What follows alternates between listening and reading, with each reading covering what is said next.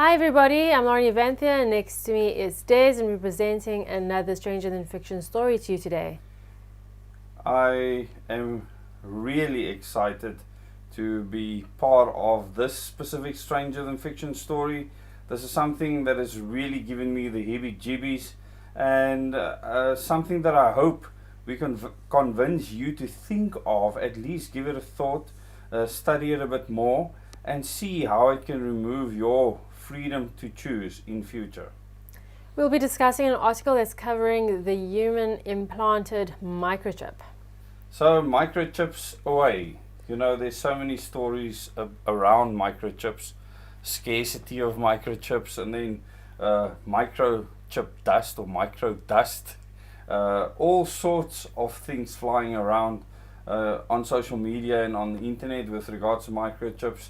And certainly after the last World Economic Forum session in this year, the beginning of this year, microchips were actually a hot topic.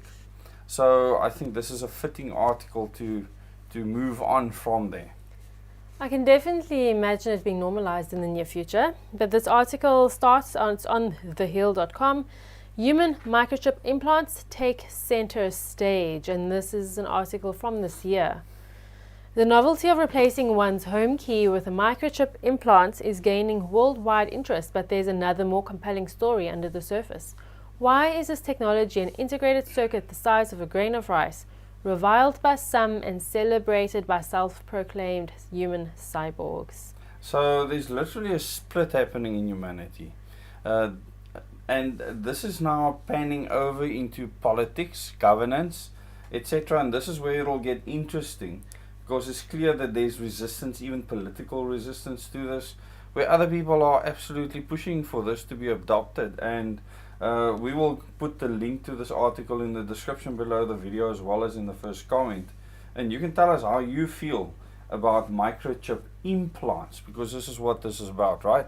Putting a microchip Implants somewhere in your body. And I've heard some people argue that we voluntarily carry around a cell phone, we voluntarily have a Gmail account and all those other kinds of tracking things. So what difference does it make? However, when you put something inside of you instead of carrying it outside of you, I think it's a very big difference. There's a difference. You can throw your phone in a dam, in a ditch somewhere, just out the car window if you want. But you can't throw yourself out with yourself. No. If you have a chip on you, it is on you, unless you rip it out. There's some dangerous ideology coming up. Arguably, William Shakespeare's Hamlet Willem Wickelspies. offers the most elegant explanation. Nothing is neither good or bad, but thinking makes it so. This is really annoying. It is very Shakespeare annoying. is annoying to me. I agree, and yet it's drummed down our throats in all of high school, and we should ask ourselves why. Goodness gracious. Throughout the generations. Yeah, a greater, gooder idiot. Definitely. However, it would be prudent to tell Prince Hamlet that not all microchip implants are designed alike, and understanding the technological design enables one to better evaluate the competing viewpoints. Today, more than 50,000 people have elected to have a subdermal chip surgically inserted between the thumb and index finger, serve as their new swipe key or credit card. In Germany, for example, more than 2,000 Germans have opted to receive these implants. One man even used it to store a link to his last will and testament. As chip storage capacity increases, perhaps users could even link to the complete works of Shakespeare. And they deserve Shakespeare, absolutely. What's an incentive? Yeah. I find this a very strange future we're heading into, because a lot of people will call this progress. But progress to what end? At the end of the day, what they are saying is there will be different types of chips with different applications, and that you should now carefully study what the chip does and then still put it in your body. I don't think it's okay to put any chip in your body. It's because they will all have the ability to track you. I don't care what they say. If they tell you, no, it's to just put it in your child's hand and it'll send the distress signal if the child taps it twice or some stupid thing. It can track you. That's what they will all be able to do, is track you. Especially when a fifth generation grid is set up in your country or neighborhood or city. Wherever you move, you will be tracked as long as that chip has the ability to be scanned or transmit a You'll signal. be alerted the minute you're outside your 15-minute city zone. Oh, yes. Imagine. Yeah. And then the loudspeakers from the new fancy lamppost will shout and scream at you. We will do another article on that. Absolutely. Chip implants are just one of the many types of emerging technologies in the Internet of Things, an expanding digital cosmos of wirelessly connected internet-enabled devices. Some technologists are worried, however, that hackers targeting IoT vulnerabilities in sensors and network architecture also may try to hack chip implants. Radio frequency identification chips are identifying transponders that typically carry a unique identification number and can be tagged with user data such as health records, social media profiles, and financial information. RFID is a radio frequency identifier, which means that it can actually transmit. It's not just scannable, where many chips does not transmit anything. You actually have to bring it close to a scanner. RFID actually transmits a signal, and this is so problematic. And people that don't have a problem with that will be very happy to live in smart cities and give up all of their possessions, their freedoms. Happy-go-lucky, Klaus Schwab's. You will own nothing, and you will be happy. You will be happy. Yeah, no choice there. Okay, so they explained just what you explained now about how the microchips is going to be a few inches away from, must be positioned a few inches away from the user's microchipped hand, the digital reader that is, to communicate. In contrast, near-field communication chips use electromagnetic radio fields to wirelessly communicate to digital readers in close proximity, much like smartphones and contactless credit cards. Those are those tap-enabled credit cards. A benefit of NFC and RFID is international use. So yeah, we are heading towards John Lennon's dream fantasy of imagine. Is this a song you hate so much? It is a song I hate so much. Imagine there's no countries. Yeah. Are we really going to go through all this nonsense? Yes, we are. Not all of it. This is where it gets kind of scary. According to a 2021 United Kingdom-based consumer survey by Propeller Insights, we should all Google Propeller Insights. Yeah, on digital payment trends in Europe, 51% of approximately 2,000 respondents said that they would consider getting a chip implant to pay for services. And I'm sure many of a millennial will rejoice, because I've often... Did they pick this off some university campus? I don't know. I've often gone to the shop and thought, wow, I wish there was an easier way. I forgot this card and I forgot that card. And what do you think? Just remember stuff. Yes. Yeah. Use your brain. That's the solution. Not someone else's chip. No. Yeah. This technology is especially popular in Sweden as a substitute for paying with cash. Only 1 in 4 people living in Sweden use cash at least once a week, writes NPR. More than 4,000 Swedes have replaced key cards for chip implants to use for gym access, e-tickets on railway travel, and to store emergency contact information. Now I can see many a local government being so excited about rolling this out in the near future. Especially when they find out what other things they can do with these chips. Yes. Control. That's the one thing that most governments want, is control, power. Especially taking people's freedoms away. It gets some sick psychopaths some really hard kick. It's their drugs. Of course. They don't need to take coke and cocaine and mandrax and whatnot. They just need to see a citizen obey their psycho rules, and it gives them their fix. Well, if you're not convinced to get an implant yet, read on.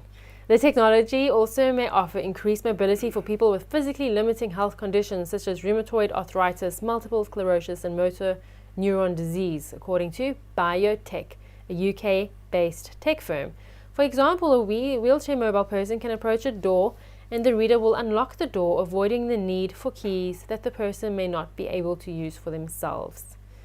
Biotech is also exploring providing microchip services for those who are visually impaired to create a trigger, audible or touch sensory signals in the home. Despite these benefits, the bulletin of the atomic scientists averse that the main challenge to the microchip implants are the security, safety, and privacy. Well, I would like to get to what governments are starting to do about this, because this is what is interesting to me. is that people are actually fighting back against this. Amazingly so.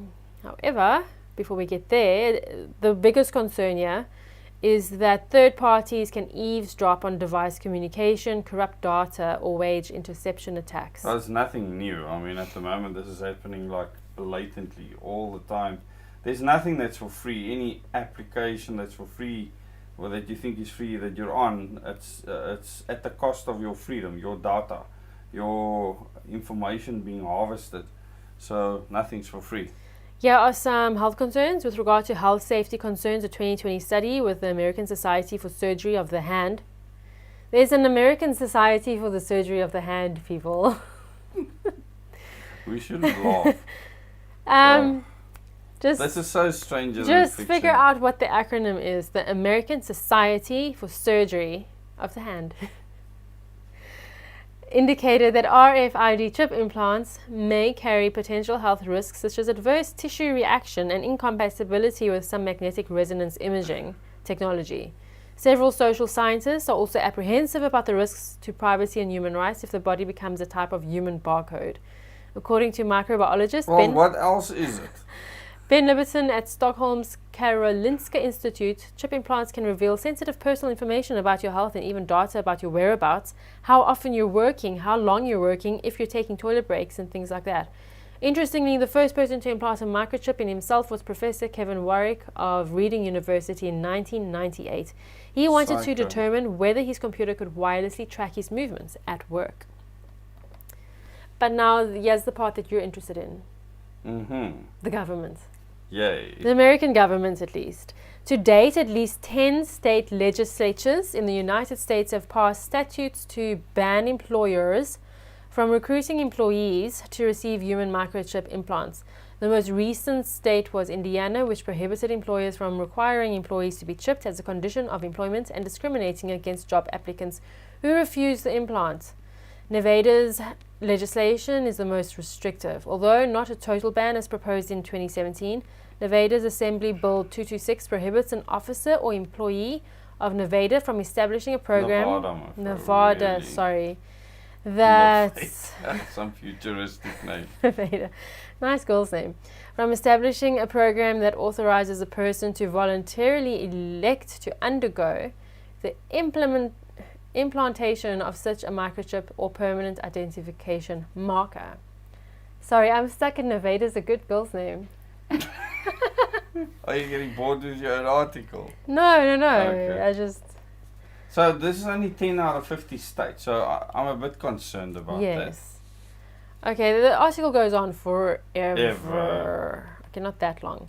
But let's see how they wrap it up here. As the impact and influence of chip implants increases in the United States, it will raise complex questions for state legislatures and courts to consider. You know, I hate comments that are just comments for the sake of comments. That sentence was a sentence for the sake of a sentence.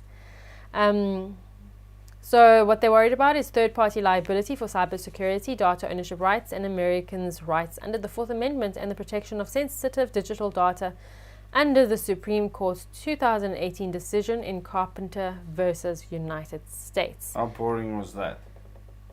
Very. Microchips offer alluring benefits of convenience and mobility. So yeah, now there's alluring. The selling They're going to make these fancy videos making kids feel like this is such an awesome thing. And if you raise kids really lazy, I mean, they'll, like you said, you want an easier way to pay for something.